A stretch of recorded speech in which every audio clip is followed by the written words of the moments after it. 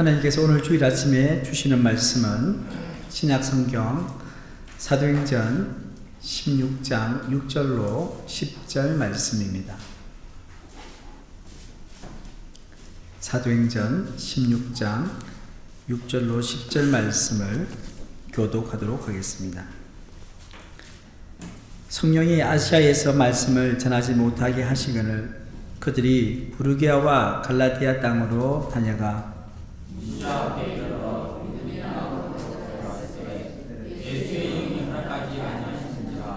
무시아를 지나 드루아로 내려갔는데 밤에 항상 바울에게 보이니 마게도냐 사람 하나가 와서 그에게 전하여 이르되 마게도냐로 넘어가서 이를 보라 하거늘. 함께 읽겠습니다. 바울이 그 환상을 보았을 때 우리가 곧 마게도냐로 떠나가기를 힘쓰니 이는 하나님이 저 사람들에게 복음을 전하라고 우리를 부르신 줄로 인정함이로라. 아멘. 할렐루야. 네. 하나님의 은혜와 평화가 우리 성도님들 가운데 있기를 축복합니다. 지난주 말씀에서 우리는 욥의 이야기를 통해 목적지를 정확히 설정하고 하나님의 뜻 안에서 살아가지만 예상치 못한 고난이 찾아오는 것을 보았습니다. 욥은 사방으로 하나님을 찾았지만 만나지 못했습니다. 그리고 이유를 알 수 없는 고난을 겪으며 좌절했습니다. 그러나 그는 깊은 고난 속에서도 하나님께서 자신이 가는 길을 아신다는 확고한 믿음이 있었습니다.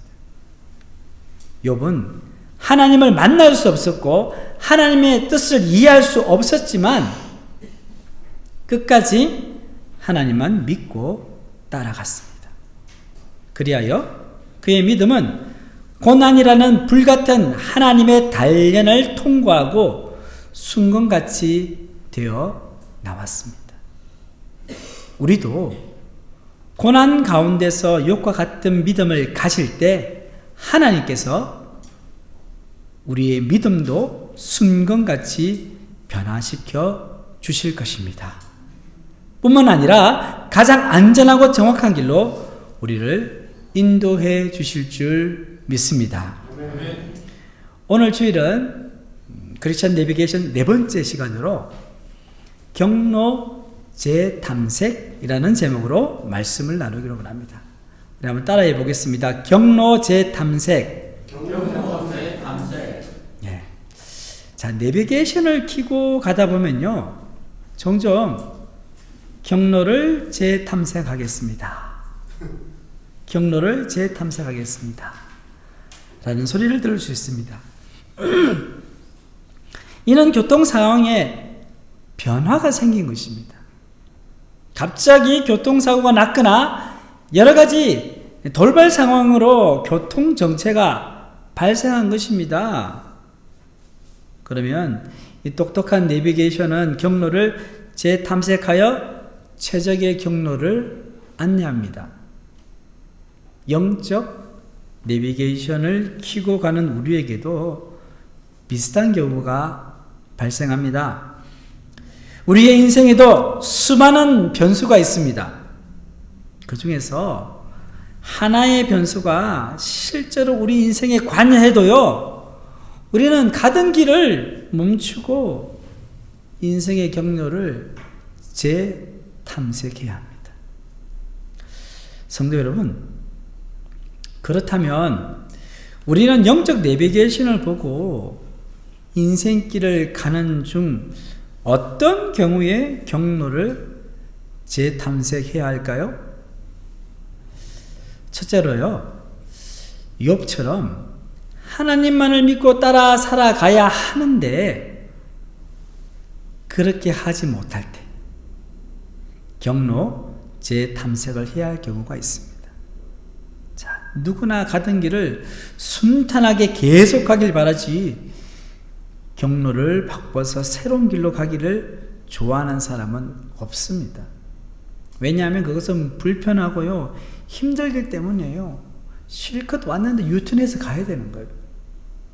그런데 우리는 신앙생활을 잘 하다가도 끝까지 하나님만을 믿지 못하고 따르지 못할 때 있습니다. 그럴 때 하는 수 없이 경로 재탐색을 할 수밖에 없습니다. 출애굽한 이스라엘 백성이 그랬습니다. 자, 이스라엘 백성은요, 애굽에서 구원받아 시내산에서 하나님과 언약을 맺었습니다. 이는 이스라엘이 하나님의 백성이 되고 세계 모든 나라에 대해서 제사장 나라가 되었다는 의미입니다. 이스라엘은 하나님의 말씀을 믿고 순종하기만 하면 하나님께서 약속하신 복을 받기로 되어 있는 것입니다. 따놓은 당상인 것입니다. 무엇보다도 가나안 땅을 기업으로 받을 수 있었습니다. 이스라엘은 광야에서 하나님께서 보내주신 구름 기둥과 불 기둥의 인도와 보호를 받았습니다. 뿐만 아니라 만나와 메추라기를 그리고 바위에서 터져나오는 생수를 공급받으며 가나안 땅 접경지까지 도달했습니다. 자, 이제 가나안 땅은 그들이 코앞에 있었고 하나님께서 허락하시기만 하면 바로 들어가서 취하면 되는 상황이었습니다. 자, 그런데 하나님께서 모세를 불러 먼저 가나안 땅에 정탐꾼을 보내라고 하시는 것입니다. 자, 그 정탐꾼들은요, 12지파에서 한 명씩 차출한 정예 요원으로 구성되었습니다. 12명의 정탐꾼들은요, 40일 동안 가나안 땅을 샅샅이 정탐했습니다. 과연 가나안 땅은요, 젖과 꿀이 흐르는 꿈에 그리는 곳입니다. 그 정도로 이 에스겔 골짜기에서 발견한 엄청나게 큰 포도송이가 달린 가지를요, 싹 베어서는요, 정탐관 둘이서 꿰어매어서 들고 온 거예요. 이 광경을 본 이스라엘 백성들은요, 입이 쩍 벌어지면서 깜짝 놀라고 말았어요. 12명의 정탐꾼들이 자신들이 본 가나안 땅에 대해서 있는 그대로 보고를 했습니다. 자, 그 보고의 내용을 요약하면 딱 두 가지예요. 첫째는요, 가나안 땅은 정말 젖과 꿀이 흐르는 좋은 땅이다. 정말로 가고 싶은 곳이다. 둘째는요, 그 땅 거민은 강하고 성읍은 견고하다. 무슨 말입니까?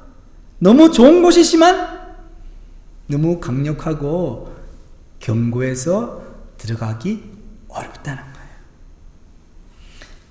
이건 객관적인 상황이에요. 이것을 직시한 정탐꾼들에게는 두 가지 반응이 나왔습니다. 첫 번째 반응은요, 12 정탐꾼 중에 2명인 갈렙과 여호수아의 반응이에요. 자, 갈렙의 말을 한번 들어봅시다. 민수기 13장 30절 말씀입니다. 우리 함께 읽겠습니다. 시작. 갈렙이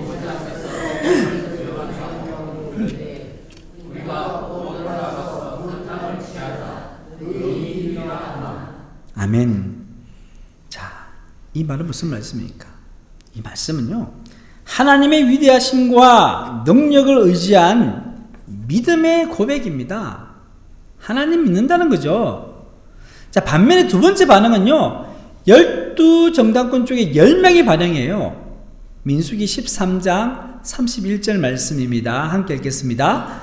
그와 함께 올라갔던 사람들은 이르되 우리는 능히 올라가서 그 백성을 차지하지 못하리라. 그들은 우리보다 강하니라 하고. 자, 이 말씀은요, 하나님의 위대하심과 능력을 믿지 못하는 불신앙적 고백입니다. 안타깝게도 이스라엘 백성은 10명의 부정적인 보고에 귀를 기울이고 말았습니다. 이스라엘 백성은 출애굽 과정에서 하나님의 위대하심과 능력을 경험했을 뿐만 아니라 이런 믿음을 가지고 있지 못했습니다. 어떻습니까? 자, 그들의 믿음이 떨어지니까요, 그들의 입에서는 원망의 소리가 터져나왔습니다. 자, 민수기 14장 2절에서 3절 말씀 함께 읽겠습니다.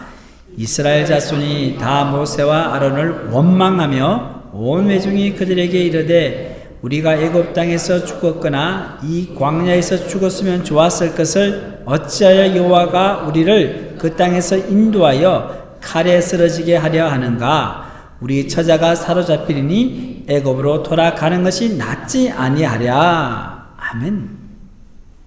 성도 여러분, 우리가 아무리 화가 나도 해서는 안 되는 말이 있지 않습니까? 이스라엘 백성이 아무리 믿음이 떨어져서 모세에게 원망을 쏟아내더라도 해서는 안 되는 말이 있었습니다. 그것이 무엇입니까? 민수기 14장 3절 하반절에요. 애굽으로 돌아가는 것이 낫지 아니하랴. 이게 도대체 무슨 말입니까? 하나님은 430년 동안 종살이하던 이스라엘 백성을 구원하시기 위해서요, 10가지 재앙을 애굽에 내렸을 뿐만 아니라 홍해를 가르시는 놀라운 기적을 베풀어 주셨습니다. 그리고 시내산에서 하나님과 언약을 맺어서 제사장 나라가 되기로 하지 않았습니까? 그런데 애굽으로 돌아가는 것이 낫다고요? 이스라엘 백성은요, 자신들이 쏟아내는 원망의 소리를 하나님이 듣고 계시다는 사실을 잊고 있었습니다. 하나님은 그 원망의 소리를 다 들으시고 진노하셨습니다. 진노하는 하나님이 어떻게 그들을 벌하시는지 보십시오. 민수기 14장 33절에서 34절입니다. 시작. 너희 자녀들은 너희 반역한 죄를 지고 너희의 시체가 광야에서 소멸되기까지 40년을 광야에서 방황하는 자가 되리라. 너희는 그 땅을 정탐한 날 수인 40일의 하루를 1년으로 쳐서 그 40년간 너희의 죄악을 담당할지니 너희는 그제서야 내가 싫어하면 어떻게 되리라는 것을 알리라 하셨다 하라. 아멘. 포항샘물교회 성도 여러분, 이 말씀을 읽으니까 어떤 느낌이 드십니까? 정말 무섭지요? 그렇습니다. 하나님이 진노하시면 우리는 그냥 죽은 목숨이에요.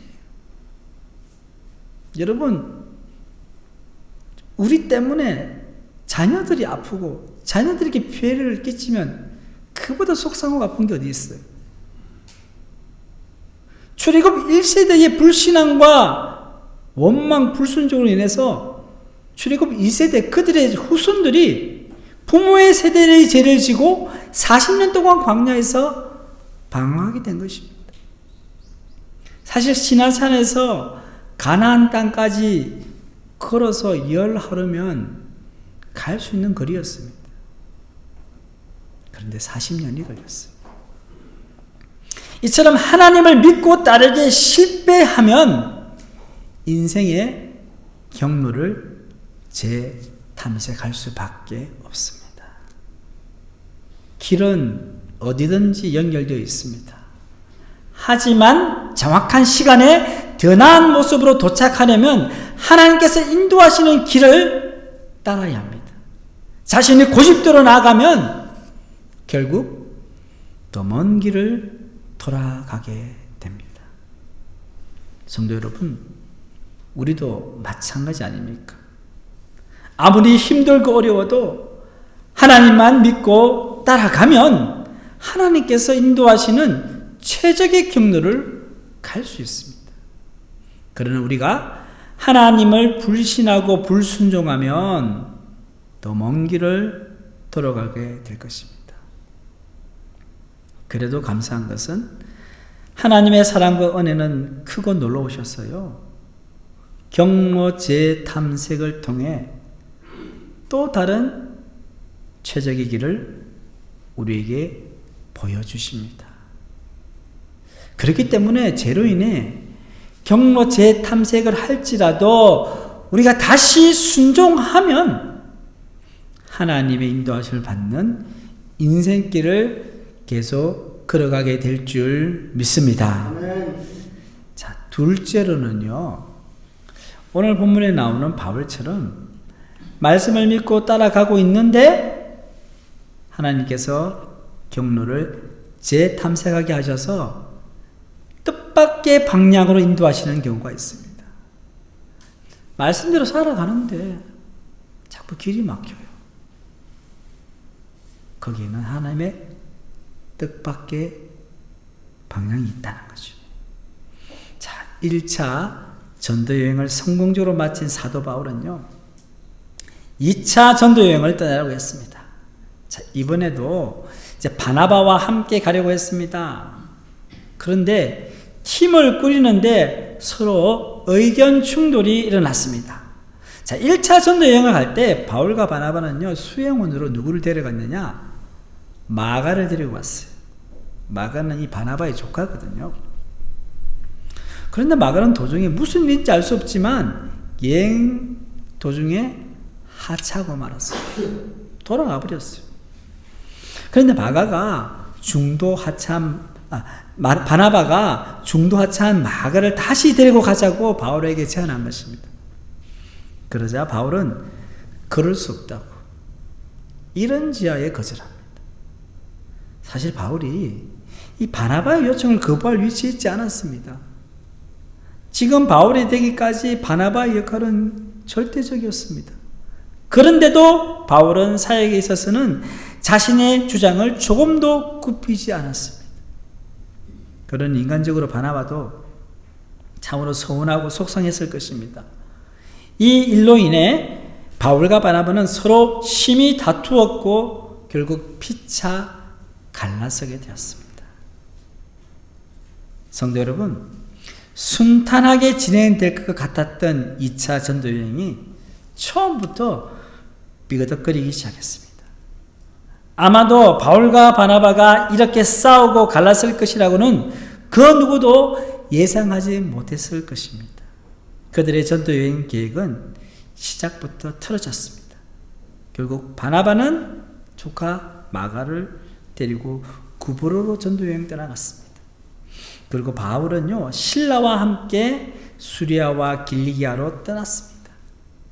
바울 일행은 루스드라에서 젊은 청년 디모데를 전도팀에 합류시켰습니다. 이렇게 디모데가 전도팀에 합류하면서 바울은 전도여행에 큰 힘을 얻게 되었습니다.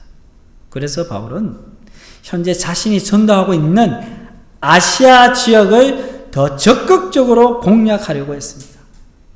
자, 그런데 이상하게도 성령이 아시아에서 전도하는 것을 막으신다는 느낌이 드는 겁니다. 자, 본문 6절 말씀 우리 함께 읽겠습니다. 성령이 아시아에서 말씀을 전하지 못하게 하시거늘 그들이 부르기아와 갈라디아 땅으로 다녀가. 성도 여러분, 이 시쳇말로 이거 실화야? 이런 말 아시죠? 이거 실화야? 이런 말이 툭 튀어나오게 하는 상황 아닙니까? 성령 하나님이 말씀을 전하는 것을 돕지는 못할 망정 말씀을 전하지 못하게 하신다니, 이거 신앙적으로 정말 말이 되지 않습니다. 이렇게 반문하고 이렇게 생각하는 사람들이 있지요. 충분히 이런 반응을 할 수 있습니다. 그런데 이런 반응은요, 선교와 전도에 있어서 성령의 역할이 무엇인지 몰라서 나오는 것입니다. 자, 선교와 전도의 주도권은 바로 성령 하나님이 가지고 계십니다. 그래서 우리는 하나님의 선교라는 말을 합니다. 이 말은 무슨 말입니까? 선교의 주도권이 교회에 있는 것이 아니라 누구에게 있다고요? 하나님에게 있다는 말씀입니다.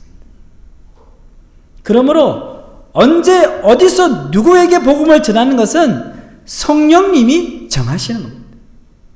그동안 바울은 나름대로 기도하며 성령님의 인도하심을 받아 전도여행을 잘 해왔습니다. 그런데 이번에는 달랐습니다.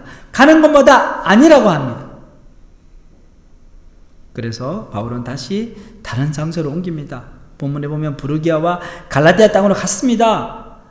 그래도 성령의 반응은 신통치 않습니다. 그래서 바울은 계속해서 장소를 옮기며 성령님이 원하시는 곳을 찾아다녔습니다. 지금 경로 재탐색을 하고 있는 거예요. 본문 7절에서 8절 말씀을 함께 읽겠습니다. 무시아 앞에 이르러 비두니아로 가고자 애쓰되 예수의 영이 허락하지 아니하시는지라 무시아를 지나 드로아로 내려갔는데, 자, 바울은 성령의 뜻을 찾기 위해서 비두니아로 가고자 애썼다고 했습니다. 정말로 애를 쓴 거예요. 그런데 뭐라고 합니까? 예수의 영이 허락하지 아니했다고 합니다. 여기서 성령 대신에 뭐라고 합니까? 예수의 영이라고 표현합니다. 이것은요, 바울이 철저히 예수님의 뜻을 따라 전도 여행을 하고 있음을 보여주는 대목입니다.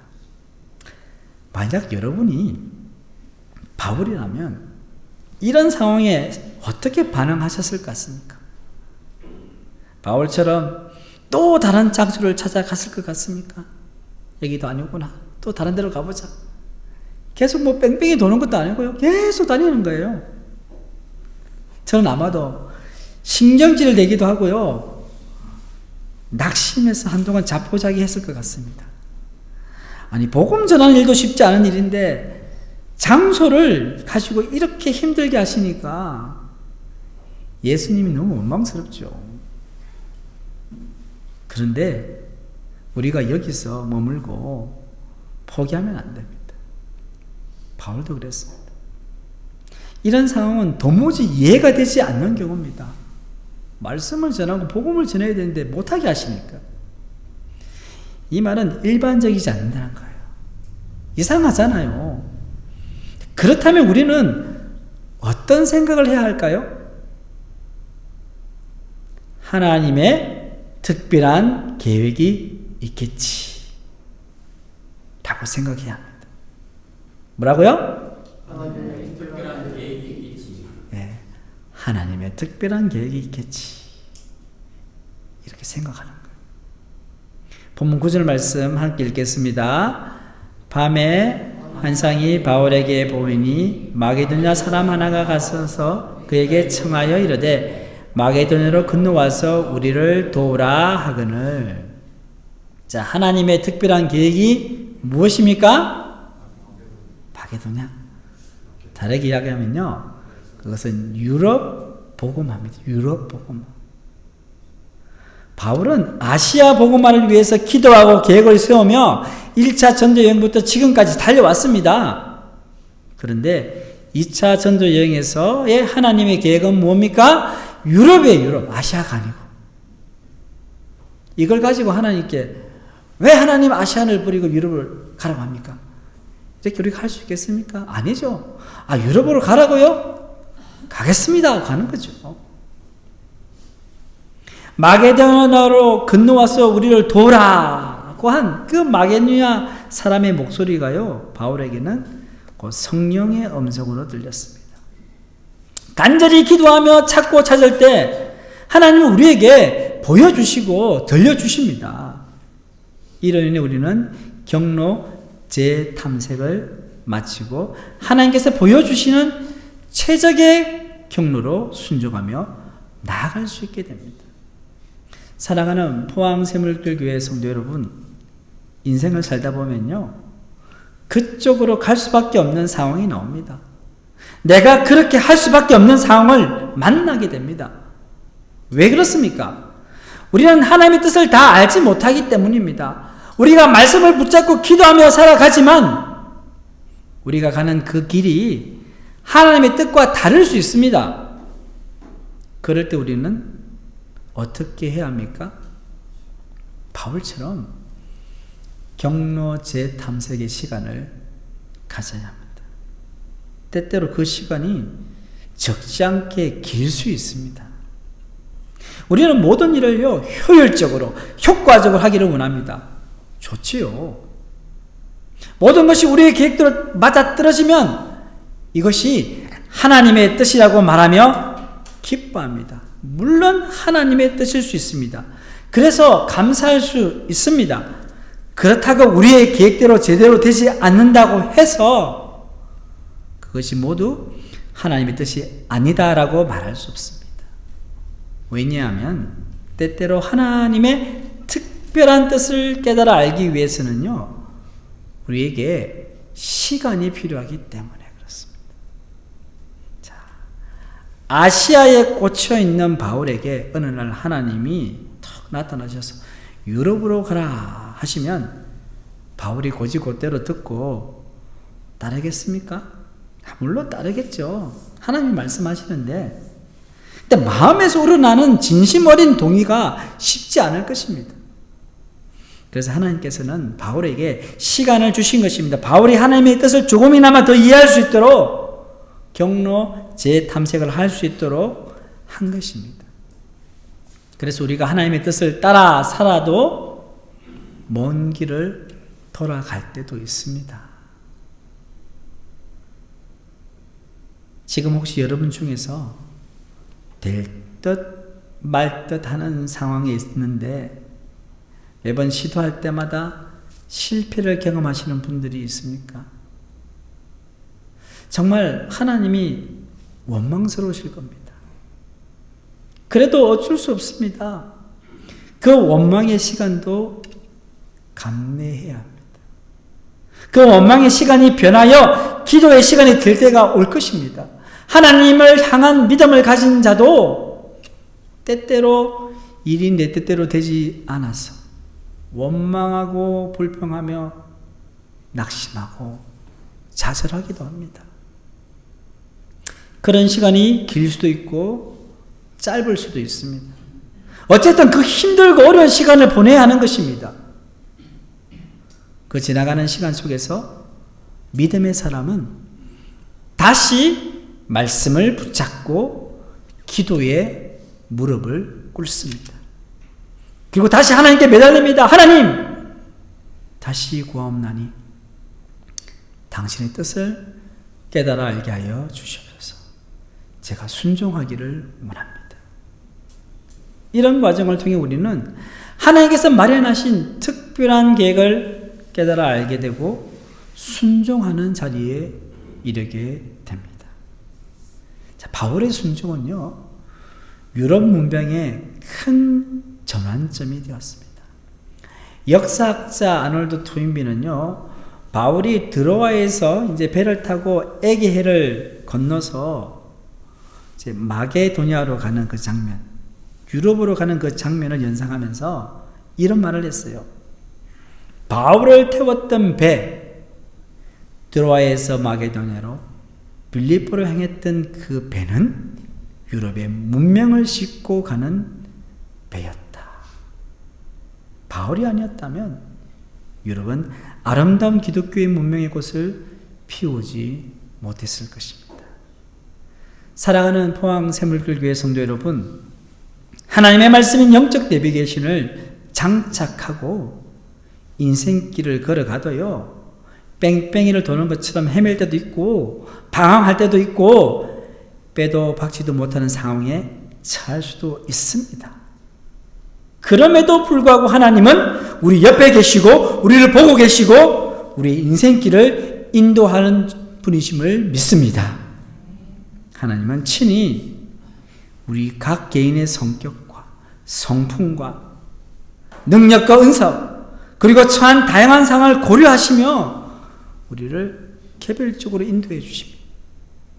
그렇기 때문에 성도 여러분, 다른 사람과 비교하지 마시기를 바랍니다. 저 사람은 이런데 나는 왜 이래요, 하나님? 다르잖아요, 우리가요. 다르니까 다른 길을 갈 수밖에 없죠.